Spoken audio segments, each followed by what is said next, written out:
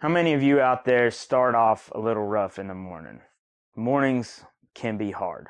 Um, Several years ago, I was in a place in life that may be familiar to you where I felt like I had a really decent order to things. I had, you know, checked the right boxes, had it all together, whatever. But I would wake up every morning and, as soon as my brain started to roll a little bit, I would be kind of like slam hit with this overwhelming feeling of responsibility to try to just maintain that order.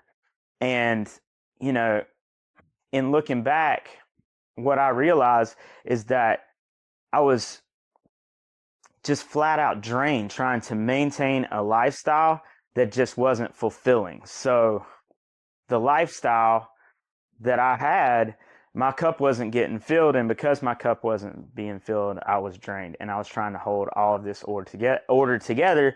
And here's the truth that I learned: I was trying to keep an order that really wasn't mine to keep.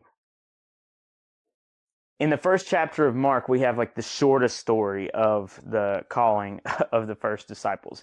I like it though.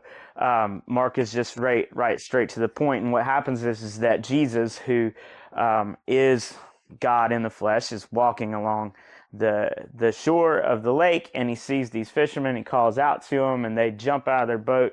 They go to him, and he says, "Follow me, and I'll make you fishers of men." And they're like, "Okay, cool." And they just jump in with both feet and go and leave everything behind.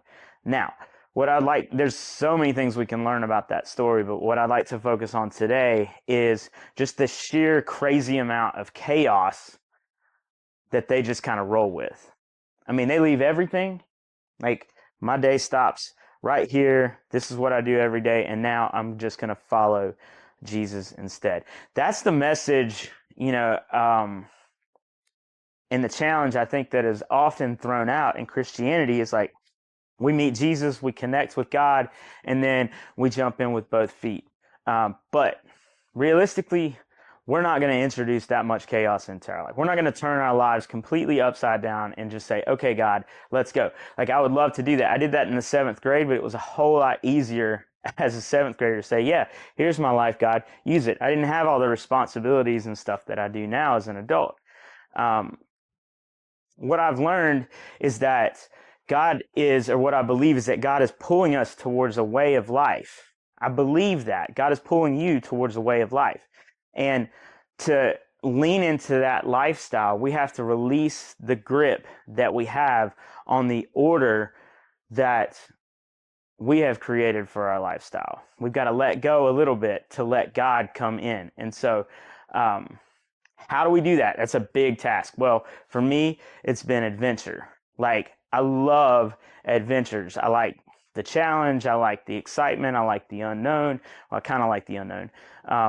But I also like being able to say, like, I did something that I didn't think I could do. And so adventure for me is like a way to carry the right amount of chaos. And then I focus on God when I go into that adventure. And now I'm giving God the chaos. And God does great things with chaos. It doesn't have to be your whole entire life turned upside down. But I do feel like it's really important, or at least it has proven for me to be significant, to create enough chaos by stepping out into adventure and then focusing on God to give that to Him. The results are really good and fulfilling. So, but this is key. Like, we have to focus on God as we lean into that adventure. And so this year I'm starting a new faith-based podcast called Float Tales. If you know me, about 5 years ago when I was at that place where I was waking up every morning just being slammed, that lack of fulfillment and all that, I also came across this thing called a one wheel. I love my one wheel. I ride my one wheel just about every day, like I'm totally addicted. There's some really great stories that I have to share with you from my adventure starting out 5 years ago and coming to today. And the thing is that when I set off on that adventure, I also did intentionally try to focus on God as I set off on that path. So I'm going to share the stories, the ups and downs, and I'm also going to share with you how I saw, or what I saw and what I learned as I kept my focus on God on this one wheel journey. Float Tales, I'm going to try to release an episode every week. I think it's really going to be entertaining. I hope that it's going to be entertaining. I also feel like it's going to be really inspiring, because I can tell you that I'm inspired in creating this. So if you're interested in following Float Tales, please subscribe to the YouTube channel. I think it's going to be really great. I'm excited to bring it to you. I'm excited to share with you. And I hope that it will also help you as you find your own way by introducing perhaps some adventure into your own life. Let's keep our focus on God and go with the Godflow.